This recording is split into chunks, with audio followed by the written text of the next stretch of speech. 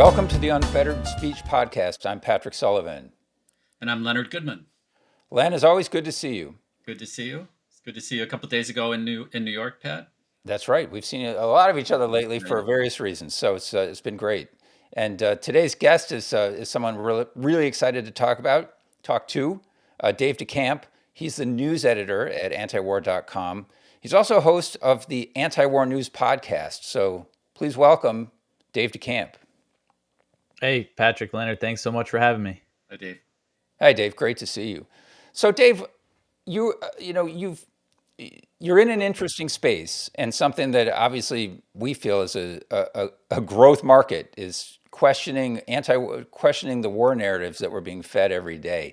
But I thought maybe you could step back a little bit and talk about, how did you get here? What was your journey from, when we all are vaguely aware of these issues, to where you are now, like passionately, putting the word out about the war machine? Yeah, so I mean, for me, when I started kind of really waking up to these things, it was after the 2016 election, when the country was so, polarized between Trump and Hillary Clinton. And it was at that time I started kind of paying attention to politics. And, growing up, I was always kind of just anti-war instinctually. I was against the invasion of Iraq. I was pretty young at the time. But that was kind of my default position. But I remember over the years, at times I probably fell for some of the propaganda. But it was, again, I really kind of started paying attention when Trump was inaugurated, kind of to what was going on in the world. And I noticed that Trump came in and he ramped up airstrikes, because war was something I always kind of paid, I always followed. And Trump really ramped up the bombing campaign in Afghanistan and Iraq and Syria. And just, it wasn't getting any coverage, and nobody seemed to care. All the criticisms were about something else, in Russiagate, which turned out to be completely bogus, really. And it was at that time that I learned about the U.S. support for the Saudi war in Yemen at the time, which started in 2015 when Obama backed the Saudis against the Houthis. And at the time, I mean, it was so brutal. It involved a blockade, bombing civilian infrastructure, and there was children starving to death in large numbers in Yemen. This blockade at the time was being enforced by the U.S. Navy, and it was just so brutal. And there was no coverage of it. Nobody was aware of it. And I remember in August 2018, the Saudis bombed a school bus in Yemen, and they killed over 60 children, young little children.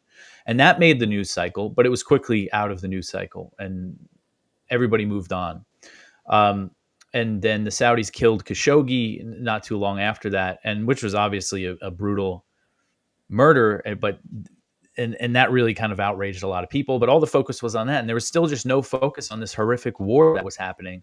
So it was kind of my frustration with that. I was involved in some anti-war activism, but when it came to Yemen, it's like nobody was even aware of it. Like, you have to make people aware of things for them to oppose it. So my frustration kind of turned into writing, and I started submitting articles to antiwar.com, and they started publishing them just on their blog at first. And then in 2019, my boss now, Eric Garris, called me up and he said, "Hey, I like, your writing. It seems like, we line up on these issues," and was asking if I wanted to get involved in some of the news coverage, which Jason Ditz, who still writes for us, was doing mainly at the time.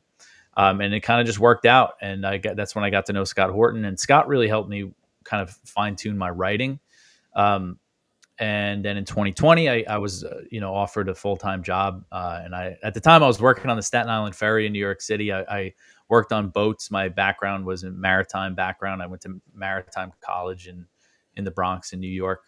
So it was a big total career change for me. And I always give credit to my wife, because my wife actually went to journalism school. She didn't make a career of it. But while I was getting interested in writing, I was like, "Do you think I should go back to school?" And she said, "No, you don't need to go to journalism school. Just start writing and just, see what happens." And I'm happy that was the path that I took. But yeah, so I landed in kind of this position that I'm in now, where, I'm covering U.S. foreign policy day in and day out. And providing something like, kind of we have kind of a news wire.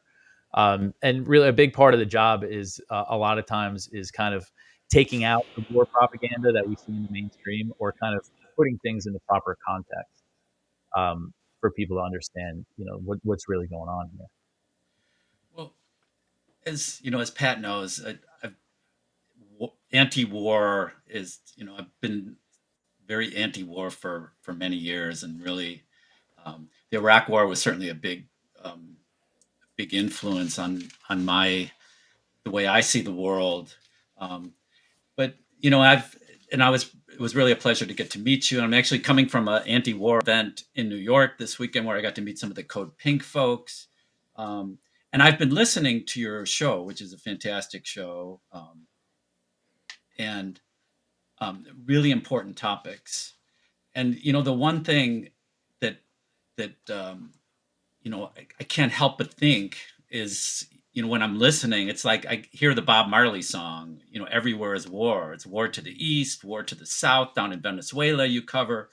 Um, and I guess my first question to you, and this is maybe on a lighter note, is what are some of your favorite anti-war songs? And I will tell you, I love Bob Marley's War, but probably my favorite is Black Sabbath, War Pigs. So what are some of your favorite anti-war songs? Yeah, so I'm happy you're asking me this because I love talking about this. So I'm really into Irish folk music, and there's some really great um, Irish songs, anti-war songs. One of them is called Gallipoli, and I know the Furies and Davy Arthur. If you've ever heard of them, maybe they're a little obscure, but I know they did it. I'm actually not sure who wrote it um, originally, but it's about the Battle of Gallipoli in World War One, where many British, Australian, and Irish soldiers were killed in a very needless way, and it's from the perspective of the parents who like sent their son off to war when he was only 18, and then he went off to die. And it's a really good, like, powerful song because it's just about their heartbreak. Because in some ways, not so much with music, but like with war movies, even if the movie is like the message is anti-war, in a way, it glorifies war to some extent. Especially for younger people. I mean, now that I'm older and I have kids, like when I watch Saving Private Ryan or Band of Brothers, like, I want nothing to do with that. But I remember when I was young, it gets you kind of amped up. So I really like that song. And then there's also The Green Fields of France, which is a more well-known folk song. And the narrative is like sitting down next to the grave of a young man who died when he was 19 in World War One. And that's a really good one. So, I have like a love for folk music, and those two are the ones that kind of stick out at me. And Do then you have there's Irish? also, Do you have um, Irish roots? Do you have yeah, Irish? yeah. Okay. My grandmother was from Ireland on my dad's side, and then my grandfather, his parents were from Ireland, but he was born in Brooklyn. And where I grew up on Long Island, a lot of Irish people, a lot of Catholics, and so it's kind of my background. So I got into the Irish folk music. Yeah, I was a big Thin Lizzy fan also. And Yeah, they yeah. have some pretty power. I wouldn't call it anti-war, but Emerald and Black Rose, and they talk about sort of ancient combat. So go ahead, Pat. Well, I guess, Dave, getting back to kind of some of the things you cover on a daily basis, maybe we can start with the Ukraine proxy war that we've been following for the last now over 3 years. So, how do you think you've been following this more closely than probably most people? How do you think it ends at this point? And how does the information that we're getting, that the American public is getting, reading the tea leaves there, how do you think that's changing, and how do you think this ultimately ends? I mean, it's really tough to say now. I was trying to be hopeful with Trump coming in that he was going to cut a deal, make Zelensky cut a deal with Russia. Russia, it looked like there was a chance recently with this Alaska summit, but it seems like that's fallen apart. And just before we started recording, Trump sent out a post on Truth Social saying that Ukraine has the ability to retake all the territory that Russia has captured, and then that they may be able to go even further than that. So that's not a good sign. It seems like Trump's kind of ready to dig in here and just continue supporting this proxy war.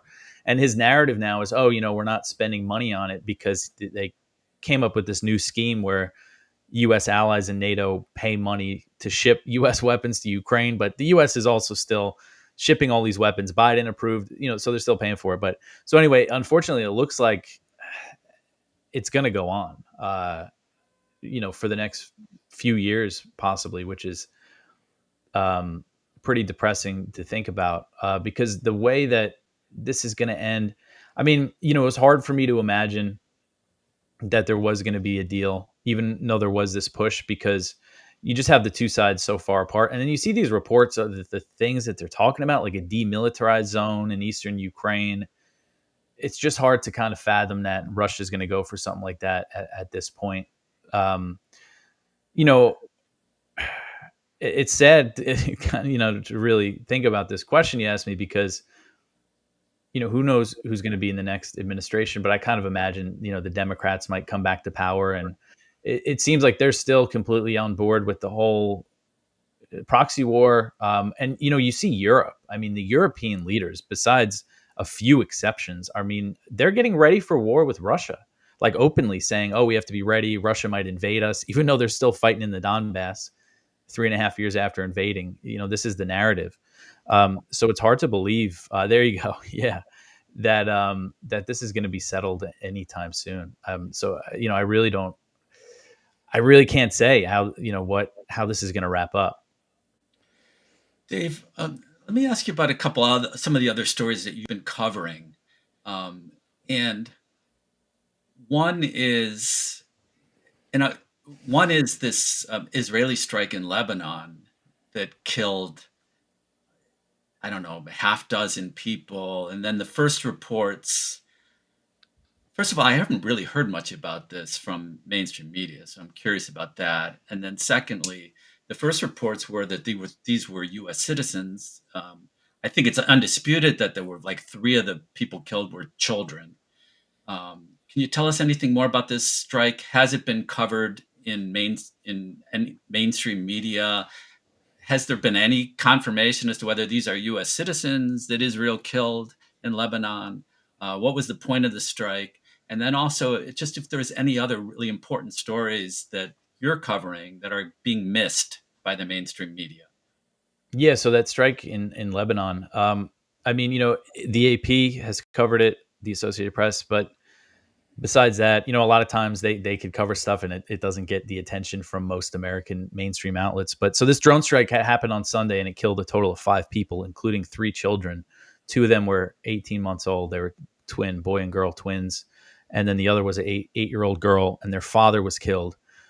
And they were in a car traveling in southern Lebanon. And a man on a motorcycle who was next to them, who just happened to be the father's cousin, was also killed. And Israel claims that they targeted Hezbollah. There's no evidence that, obviously, the children were not, but there's no evidence that the adult men who were killed were Hezbollah. None at all. But that's their claim. They did acknowledge that they killed civilians. But so what happened initially, the speaker of Lebanon's parliament said that they were American citizens, that the father and the 3 children were American citizens.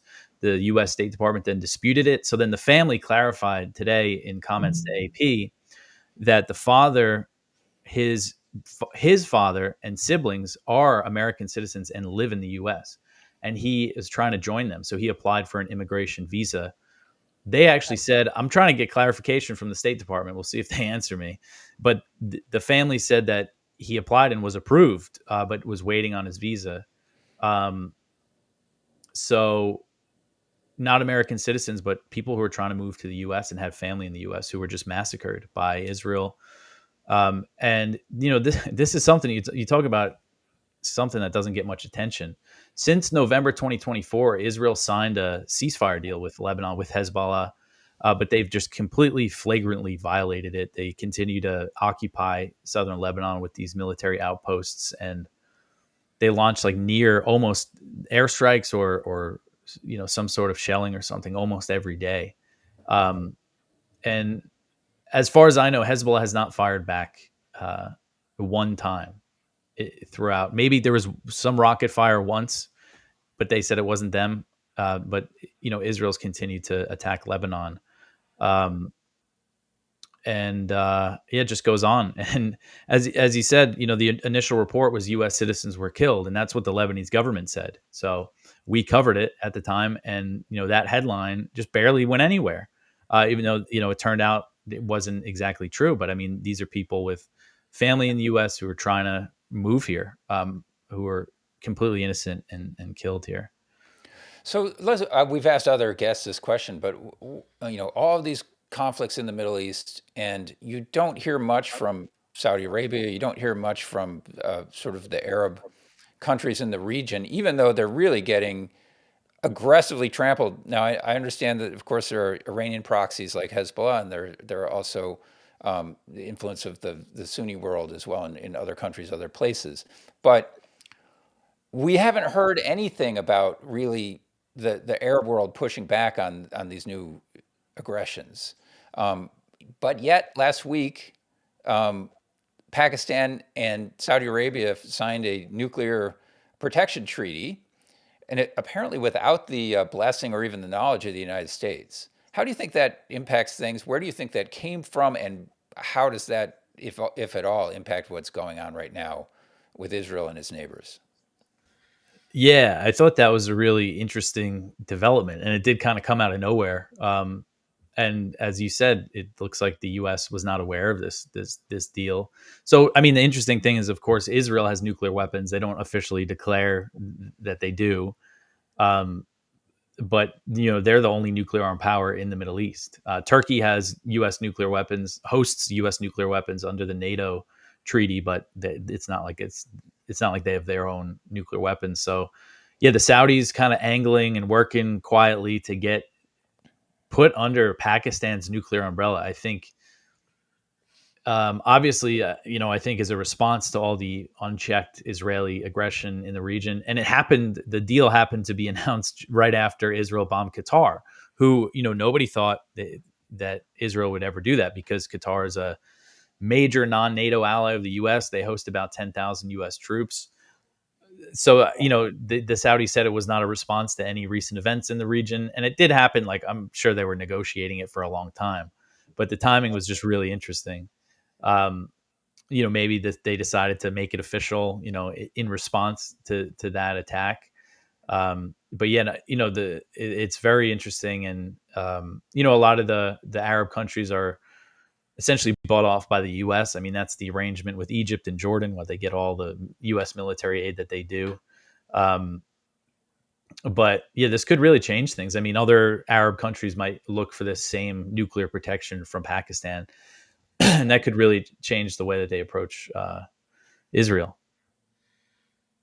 Dave, I want to ask you a little bit about um, the military spending. Where now, Trump sort of came in and he was going to be a peace president and he was going to reduce the Pentagon spending. And then next thing you know, we have a record spending of $1 trillion. Just on the subject of how we keep escalating year after year, there never seems to be a peace dividend. We ended the war in Vietnam, and we ended a 20-year war in Afghanistan, and then immediately it's almost like they have another war teed up and ready to go when they allow a president to end a war. I always think it's going to be Africa that's going to suffer, that we're going to end up bombing them because. But this time it turned out to be the war in Ukraine was ready, and then next thing you know, we're sending more and more weapons to Israel so that they can crush Gaza. So I'm just wondering if you could talk about that, some of the ways that the military-industrial complex sort of figures out how to keep the money flowing, even though we don't really seem to have any threats against the United States. There's no one threatening to invade the United States, and yet the it keeps escalating and escalating. So, I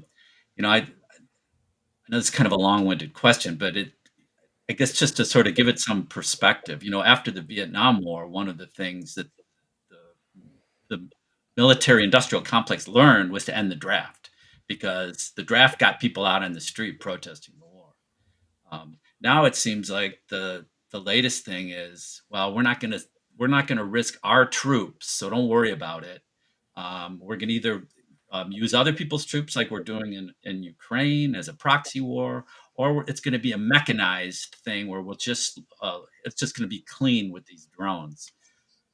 So I'm just wondering whether you could talk about that, sort of the new innovations which seem to keep the money flowing to the military industrial complex, Lockheed Martin, and some of these new startups that are getting a slice of the pie now. Yeah, and like you said, after the Afghanistan, withdrawal, what happened just a few months after that, there was the invasion, and then I mean that the biggest boondoggle I think for these weapons makers, and you just happened to have the guy leading the Pentagon at the time just happened to come from Raytheon before he took that job. Um, yeah, I mean Ukraine really was even now like Trump's whole thing is the NATO countries are going to pay for our weapons. I mean it's just still a total boondoggle for them. Um, and one thing, I mentioned before we started recording is that we have the U.S. drone war in Somalia, which gets like no coverage in the mainstream media really at all. A lot of times, I'm the only person covering a U.S. airstrike in Somalia, and it's usually just based on what U.S. Africa Command tells me. And local Somali media reports. There's not much to work with there, but with that war, one of the reasons why nobody is aware of it is because the American troops aren't fighting on the ground. There's a few hundred American troops there, and they're training the Somali military. They come under. They actually did come under attack recently, but it was downplayed, and it doesn't look like there's any casualties. But yeah, it just kind of goes on with the drone strikes. There's been at least 78 U.S. airstrikes in Somalia this year. Where are those troops based? That As are far as I know, we don't know for sure, but my estimate is like there's 500 U.S. troops. There's a few hundred in Mogadishu, and then there's another base in the south in Jubaland, which is like the southernmost region. And that one recently came under attack, where there's maybe about 200 U.S. troops or so. But yeah, so it's mostly like southern Somalia, but they're also bombing in the northeast. There's like an ISIS affiliate there. They always find somebody to bomb in Somalia. Um, but and yeah, these are What drones. is the These are drone pretext? bombings, Dave. uh, as far as I know, I mean, that's what it's been historically, but it looks like lately they've also been launching airstrikes from aircraft carriers in the Red Sea. And what's the stated goal there? To do what? To Well, Al Shabaab is a global threat. They're trying to kill us all. Apparently, that's the narrative.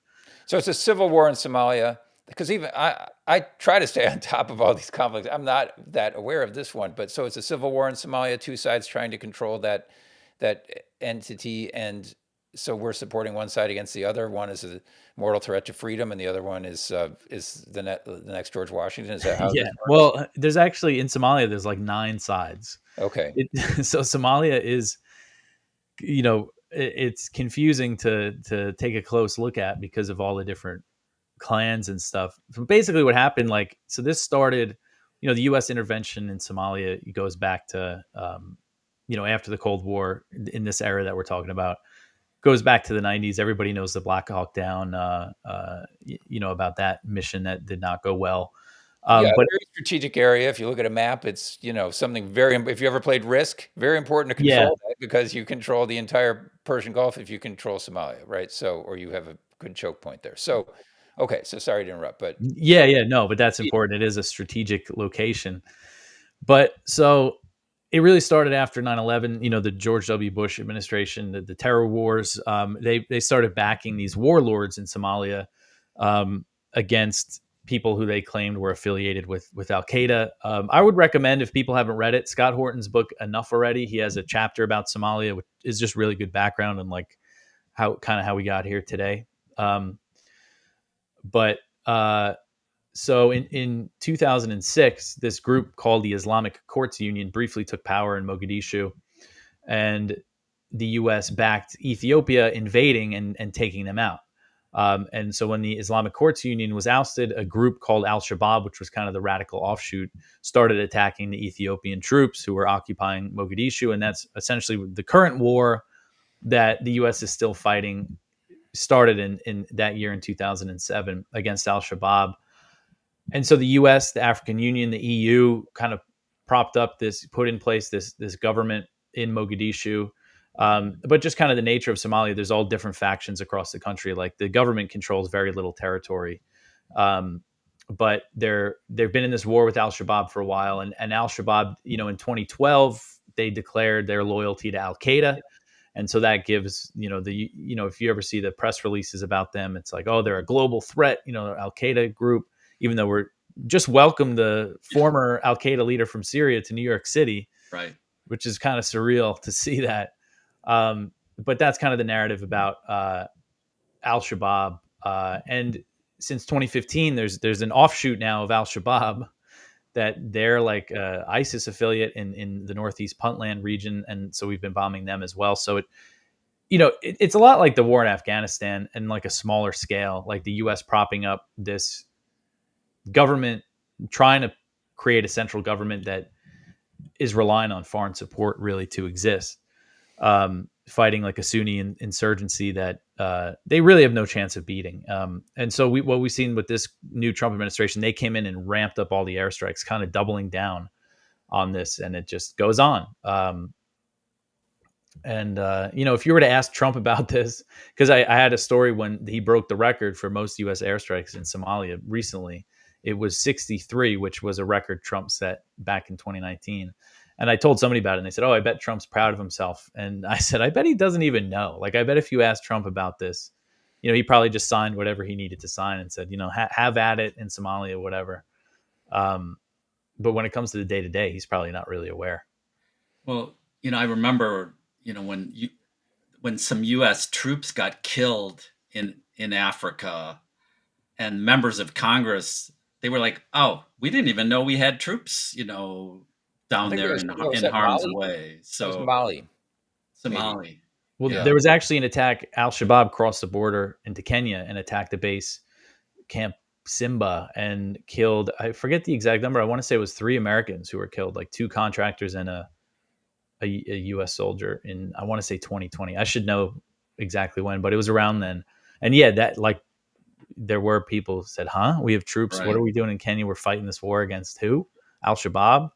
Um, and there is always the chance of that. Like they did just attack a base housing U.S. troops in southern Somalia. Dave, could I, could you talk a little bit more about sort of the drone technology? I remember drones became sort of in public consciousness, maybe under Obama, and and I remember, Obama sort of embraced this technology. And I remember he made some comment that, turns out I'm good at killing.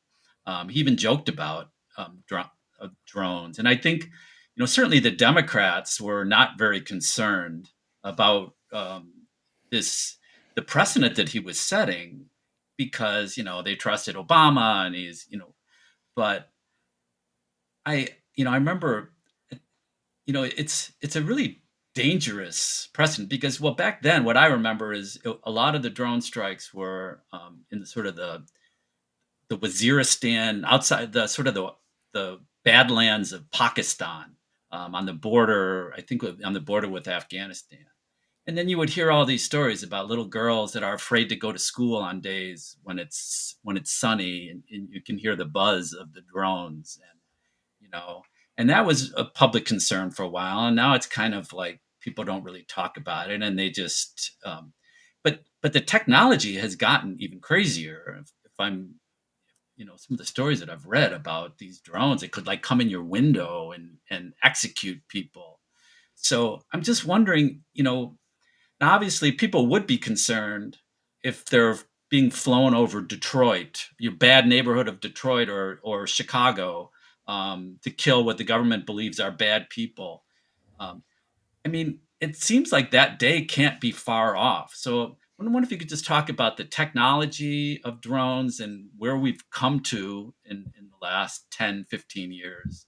And are they going to come home? Are we going to have to, deal with drones, some of these killer mechanized killing machines, in our own country? Yeah, I mean that's what's scary here, and the technology has really changed. I mean, even now, I've been thinking lately, like when I say drone strike, what I usually mean is like a drone flying in the sky and firing like a Hellfire missile. That was like the drone wars under Obama, and that continued through Biden on a smaller scale and continues today. But we see kind of this new drone warfare that really started in Ukraine, where with these small little what they call kamikaze drones that are very cheap to make and fly into you and explode. Um, and we're seeing Israel use them, and also they have these drones that drop grenades on people, and they're using them to clear out towns of civilians and just really sick ways. And there are also like little tiny drones, and I am pretty sure Israel has used these in Gaza that can like fly into a window and shoot you. Um, and there's been all sorts of horrific reports of these drones that fire bullets shooting like children in the head. And um yeah, and this is like in a lot of ways Gaza is a testing ground, because now we see it coming closer to home with Trump, the strikes on the boats in the Caribbean, and Mhm. they're declaring, oh, these are narco terrorists, so that means we could just blow these people out of the water. Because what the drone wars were that um, uh, that really did get going under Obama. The first drone strike was launched by George W. Bush in Yemen, but the kind of the kill list and Right. these extra judicial assassinations in countries where we're not even technically at war. That stuff is scary, and it really did set a precedent, because now we're seeing Trump bring that to our hemisphere. And now, I mean, he just signed this declaration yesterday calling Antifa a terrorist organization. Um, and the implicate, what's the implication there? Because a few months ago he declared the cartels terrorist organizations, and now he thinks, they just are bombing boats, just blowing them out of the water. No trial, no due process, and that was always the problem. And this is something Judge Napolitano has, written about extensively and talked about extensively. I know you guys just had him on. The legality or illegality of these assassination campaigns. So it is scary. Like, it feels like it is coming closer to home now that they're doing it off the coast of Venezuela, and now that they're declaring this very, whatever exactly Antifa even is, as a terrorist organization, and they're trying to turn things domestically. And also, we know how Marco Rubio, the other members of the Trump administration, view people who are critical of Israel. They call them Hamas supporters, terrorist supporters. They try to deport people for that. So, it is ominous, all of this, the way that this stuff is starting to come home. So before we leave drones behind, it wasn't Sinwar killed by a drone? Um, I believe Yeah. he was, yeah. Yeah. There's that video of him on the Through the couch. window. Yeah, Mhm. through the window. So that happens. You see the Chinese put on what are in effect fireworks shows with all these drones flying in unison, which obviously have military implications.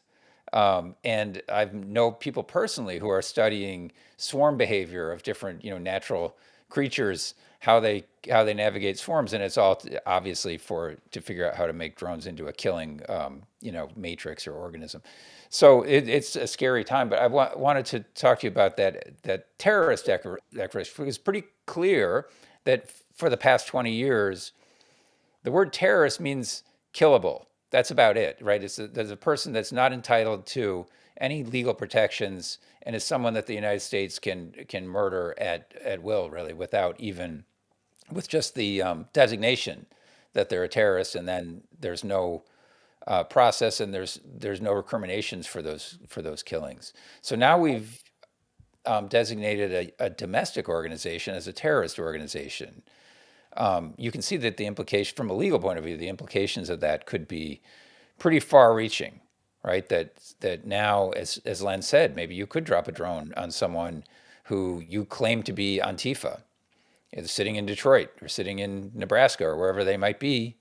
What would prevent someone from?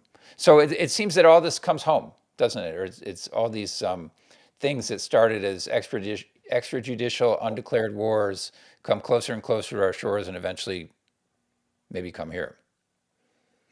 Yeah, I mean, I think it's pretty clear that the people currently in power, that's like what they want here. And of course, you have Palantir, which is very influential with this Trump administration. I mean, their whole thing is this type of surveillance, and they're very involved with Israel and what's happening in Gaza.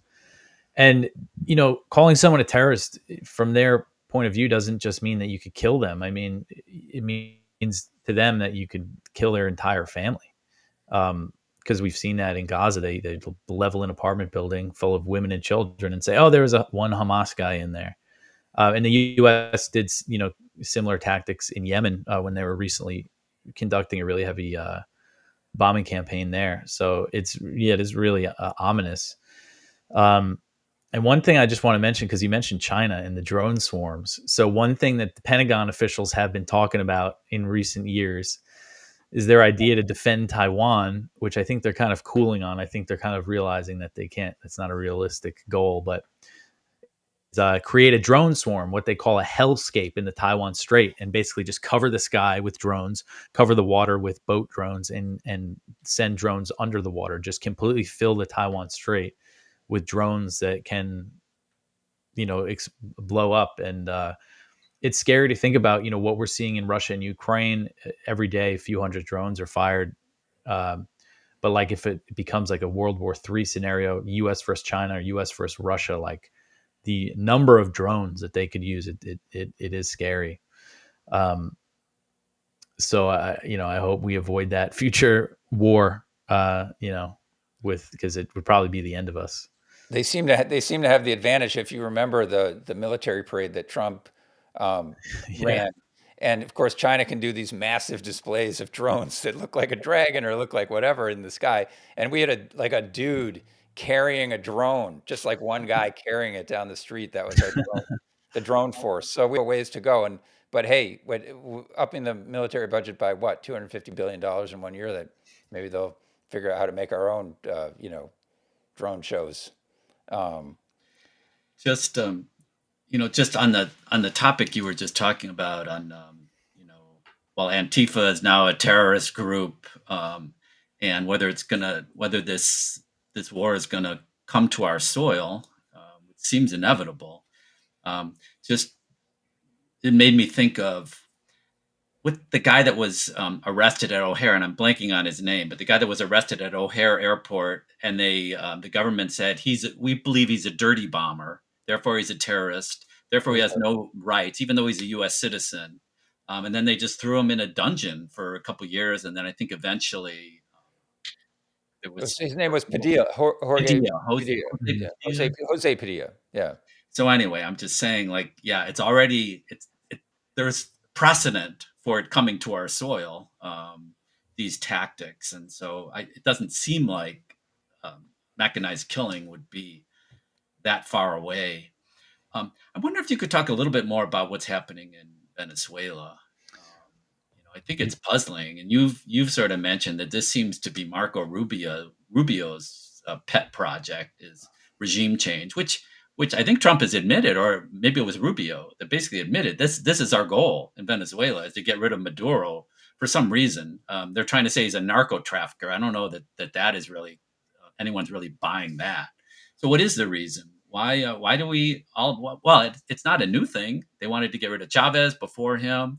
Um, and I'm sure it has nothing to do with the oil reserves under Venezuela. So is there anything you could tell us about what's happening there? Yeah, I mean, they're really like uh, lying to us in a lot of different ways when it comes to Venezuela. This is related a lot to what we're talking about, like bringing this stuff closer to home. I really think a big part of why they just started bombing these boats was to set that precedent. Because if you just kind of look closer at the whole narrative that they're telling us, like it doesn't add up. So the claim about Maduro, and this actually goes back to the first Trump administration, Bill Barr indicted him claiming he was a narco terrorist and the allegation is over cocaine trafficking. But if you actually look down at the numbers, so Venezuela borders Colombia, which produces the most cocaine in the world. Um, from Colombia, the majority of cocaine that comes into the U.S., I forget the exact numbers, but most of it by a pretty large margin goes through the other countries in the Pacific Ocean, and some of it goes through Venezuela and the Caribbean, but a relatively small number. I know that the numbers from the UN from a report back in 2020 said something like 5% of the cocaine produced in Colombia goes through Venezuela. And considering like they have a big border and it's all jungle, like I do think that it is kind of relatively small. But the narrative is that Maduro is a leader of a drug cartel, um, and now they're taking military action against drug cartels. So like they've set up the pretext. They're all set up if they wanted to like launch a drone strike against Maduro tomorrow. It could happen.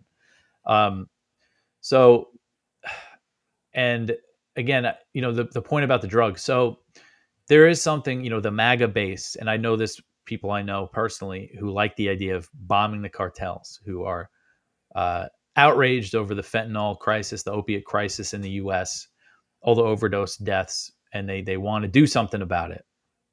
And me personally, I don't think turning the drug war into a hot war, this isn't a problem you could bomb away. As long as there's demand and the potential for the to make billions selling drugs in the U.S., they're going to find their way in. But that's also not what's happening here.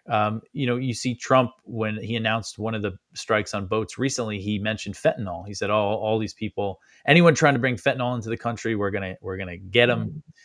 But fentanyl doesn't come from Venezuela. It doesn't go through Venezuela. It's not even like a factor in the fentanyl trade. So they're clearly trying to push another agenda here. And regime change in Venezuela is something that Rubio has always wanted. It's kind of ideological with him being the child of Cuban immigrants. Um, and this is something that they tried during the first Trump administration. They tried to back a coup. And there's reasons for it. Obviously, the oil is one. Whatever Venezuela, um, it has sovereignty basically, and the U.S. doesn't like that. So with all these things, there's different factors. But with this, it does seem like it's a lot of it is Rubio, and this is making him the Secretary of State. Just bad news. You had Rick Grinnell, who's I don't know exactly what his position is in this Trump administration, but he's some kind of special envoy.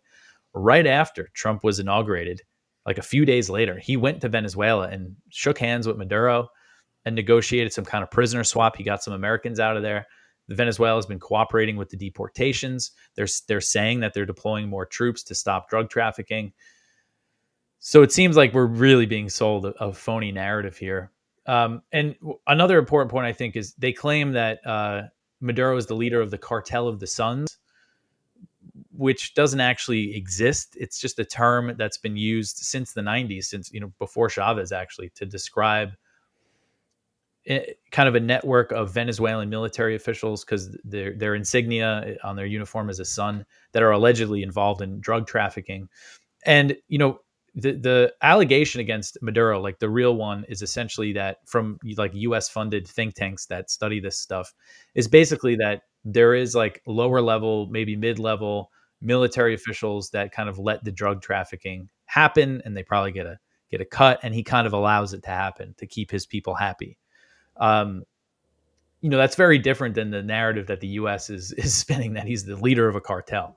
So I think it's important for people to understand that we're being lied to, and they're really throwing the misinformation at us fast. There's other stuff too I could get into, like about Tren de Aragua, the gang, and it's just I think there's again multiple factors here. One, they wanted to start bombing people in the name of combating drug trafficking, to set that precedent, and also they do want the regime change. Are they actually going to be able to pull that off? We'll see. Well, the way you describe the connection to drug trafficking in the Venezuelan government, I can't help but think about some of the stories about the CIA and their connection, going back to Iran Contra and the reporting of the guy Webb Mm-hmm. about drugs that the CIA either were responsible for or allowed to come into this country for their own to advance their own agenda. Well, and two, Dave, you've been talking a lot about narratives, and there's a narrative for this and a narrative for that, and you see it all the time in what you're covering, that there are these narratives, and it seems like we're just getting into an era in the world where things have become much more permissive. Like if you want to invite a diplomat to come talk to you about a conflict and then blow him up when he's there, that's totally, if you can get away with it, the world's not going to, there's no Arab Street, there's no pushback really from anyone except folks like you, maybe, but it's not the same as it was, even 20, 30 years ago. There's no shuttle diplomacy because you don't have to shuttle anywhere. You just do whatever you want, and it's all about narratives. And if you think about this administration, which during the debates, it was a kind of a comical episode where Trump was talking about some Haitian immigrants, and he's saying they're eating the dogs, they're eating the cats, and that became a news story. And Trump knows, because he's good at manipulating information, it doesn't matter if it's true.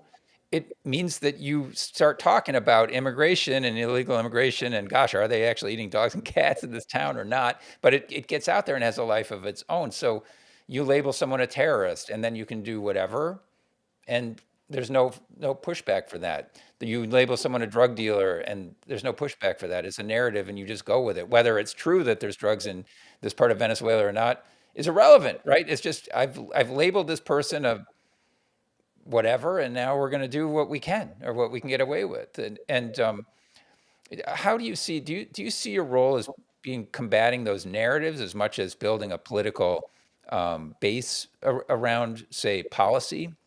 Is it about narratives or about policy these days? Yeah, I mean, a lot of what I do is about combating the narrative. And especially with this stuff with Venezuela, like, over the years, we've had a lot of people kind of on the political right come around to our side, especially after the invasion of Ukraine and their opposition to the proxy war. After October 7th happened, maybe we lost some of those people, but recently more have been coming around. I mean, I've been on Matt Gaetz, the former congressman. He's had me on his show to talk about, Israel and Gaza like multiple times. Um, so we had a lot of people coming around on that. But then I saw so many of them kind of fall for this, which again I think is is not a good idea to bomb drug shipments. And bomb cartels. Like, I don't think that's the way to solve our drug problem in the U.S. But I know some of them want that, and I disagree with it. But like, I'm trying to tell them that you're being sold, a false bill of goods here. That's not why they're targeting Venezuela, and I think it's very clear. So I'm trying to combat that narrative, and that is kind of our role. Like, same thing with Yemen. Like when the U.S. started bombing Yemen back in March, they said, "Oh, it's to protect American shipping." They're attacking our ships. At the time, they were not attacking our ships. And it was very clear what they were bombing Yemen in response to the Houthis, basically saying that they're going to impose a blockade on Israeli shipping again because Israel violated the ceasefire in Gaza. So we were bombing Yemen for Israel to ensure that they can continue the slaughter in Gaza. Um, so yeah, that's and I kind of see that as like our role is kind of combating those narratives and giving people the information that we put out as like a tool potentially to to form or try to change policy in a better direction. Maybe, maybe this will be the last question to conclude, but just talking about narratives, there used to be a narrative that we were all afraid of nuclear war, and kids were taught to duck under their desks if there was a threat of a nuclear attack. And it seems that there's been sort of a the war industry is sort of, and their think tanks have sort of made an effort to get people to sort of not worry so much about nuclear war so that we can keep with the spending. And I know you're one of the people that have reported. Now, you already talked about Pakistan now has Saudi Arabia under its nuclear umbrella.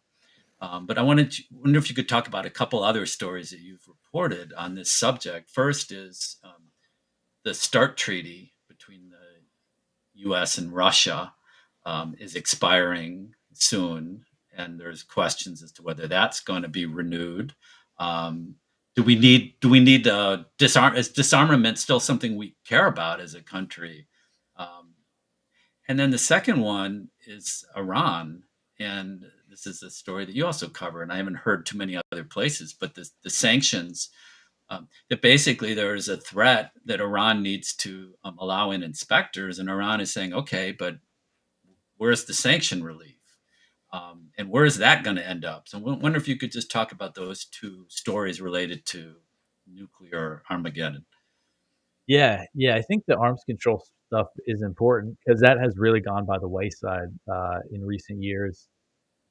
Really, starting with the George W. Bush administration, they pulled out of the anti-ballistic missile treaty, and then the first Trump administration, the big one was they pulled out of the INF treaty, which banned the production of short and medium range ballistic missiles that are land-based ballistic missiles because before that treaty was signed, I think I want to say I forget exactly what year, sometime in the 80s, the U.S. and the Soviet Union had these kind of short-range, mid-range, nuclear-tipped ballistic missiles, like a whole bunch of them pointed at each other in Europe. So that got rid of that. Um, but the idea of doing that was, the U.S. is trying to build up to prepare for a potential war or to contain China in Asia. So they want to deploy those INF missiles there. So they pulled out of the treaty and immediately started developing these new missiles. And now they have plans to deploy them to Europe. So there's, this kind of buildup going on there. And then the other big treaty that Putin has now offered to extend for at least a year is the New START treaty. And what that does, that puts a limit on the amount of nuclear warheads and launchers that the US and Russia can have deployed. The limit is 1,500 about, which is, in my opinion, way too many. But at least it is some kind of limits, and it comes with an inspections regime and everything. But there's been no negotiations to replace it. And basically, if that treaty goes by the wayside, then that's it. Then nuclear, there's no limits. And, we might see the U.S. The thing is about the age of like nuclear submarines is like nuclear armed submarines, that the U.S. and Russia could basically have nuclear weapons anywhere with those, and they're very long range. But still, obviously, we want to avoid the U.S. putting nuclear missiles in Japan or the Philippines. We haven't seen them do that, but they have deployed these missiles that used to be banned that can reach mainland China. There's one in the Philippines. They just sent one to Japan. They might pull it back home. But so anyway, we're just seeing this global arms buildup. Obviously, China's reacting to all this. Russia is as well. So we're seeing new arms race, and it could obviously, if the New START expires, then it's just going to get worse. And this is another thing. Trump's whole like ballistic, the Golden Dome, he calls it. Yeah. That's a whole nother thing that could start a new arms race. So yeah, that stuff is really concerning. And it's frustrating with Trump because he comes in, he says, "Oh, I think we should get rid of all nuclear weapons. I want to make a deal to do that." But then on the other hand, he's doing all these things that are just tearing down the arms control. And with Iran, this is it looks like they're kind of gearing up for another potential war. I'm trying to think where to start with this because it's all the narrative. The narrative about this recent Israeli-U.S. war on Iran was that they were about to build a nuclear weapon, but it was a very lazy narrative because the U.S. intelligence was saying that they weren't trying to make a nuclear weapon. But that's how they justify the attack. So basically, after Iran gets bombed, they end cooperation with the IAEA, or they suspend inspections with the IAEA, which is the International Atomic Energy Agency, the international nuclear watchdog. And for a few reasons, they did that. One is that the IAEA kind of provided a pretext. They're very controlled by the U.S. and Israel, like not controlled, but they really kind of benefit them and the Western powers, and have not helped Iran at all, really. And they did not condemn the attacks on Iran's nuclear facilities. And Iran also suspects that Israel was able to get the names of the nuclear scientists that they assassinated from them. So that seems like a big deal. But anyway, so they suspended the inspections, and they're also haven't resumed nuclear negotiations with the U.S., which I mean, obviously they haven't. It's really, you mentioned this earlier, like it's really despicable stuff to be engaged in negotiations and say, yeah, we're going to talk on Sunday, and then on Friday you get bombed. You murder them. Yeah, you murder them. Yeah, yeah. I mean, Genghis Khan didn't do that. Yeah. The white flag is like everybody understands what a white flag is. Even kids when they're they're playing capture. There's white flag. You don't do that. That's like against some sort of very basic human thing. Yeah. When you're under a white flag, you don't kill people, and they did it. Right. And actually the narrative there's a lot we could keep talking about with China and other things, but the narrative there, if you remember, it shifted. Israel bombed Iran, and Trump said we're not going to do that. And then Israel did do it, and then Trump said, "Well, we are going to do it." Yeah. Right? Yeah. And Yeah. then some of the people on the MAGA right were like, "I'm out." Right? Like Dave Smith was like, "I'm out. We're not for this." And then Trump said, "Don't worry about it. It's not going to be a big deal." And then ultimately there was like every day there was a new thing that came out, and on one day it was like Trump had thanked Iran for bombing our base. Yeah. Right? Yeah. Yeah. And then the next day it was like these B-2 bombers over, and it's this bunker buster bomb. You've seen a cartoon of it, so it's real. And here's a cartoon of what happened there. That's where it all was real, and it's all done now. And if you contest that, we're coming after you, right? Like we've wiped out their nuclear program, and if you say anything different, right? Pete Hegseth and we're going to come after you. It was this weird narrative thing that was shifting as events actually Hmm. changed, and Trump struggling to stay in front of his base and to stay in front of events. But the narrative kept shifting over and over again. But in the meantime, these really despicable things happening, like killing the negotiators and bombing a program that Iran had agreed to not enrich. So it's sort of just only people like you, Dave, that are keeping us all sane and helping us keep our facts straight. So we appreciate everything that you do, and we want to thank you for taking the time to talk to us today. So again, where can people find you um, if they want to see more of you? Yeah, so all my writing is at antiwar.com, mostly in the news. If you go to the page, it's the top news section where I write. And then people could listen to my show. It's called Anti-War News. You can watch it on YouTube or Rumble, or you could. Most people listen to the podcast, kind of throw it on their way to work or something. It's like a daily 30-minute update on all the articles I write and the stuff that we run at antiwar.com to kind of keep up on the news. And then people can follow me on Twitter or X at DeCamp Dave is my handle there. And thanks so much. I really appreciate you guys having me on, and I really appreciate Integrity Media and the event that you guys put on, um, and honoring Scott Horton, who's our editorial director. So that was very cool. It was great. It was great to see you there. Yeah. And again, for all our viewers, don't forget to like and subscribe. And thank you, Dave, for coming on. We hope to have you again, talk more. I'm sure something's happening every day that we can bring you back Yeah. to talk about. So Yeah. appreciate all your work. Yeah. Keep it up. Keep up the great work, Dave. Thank you.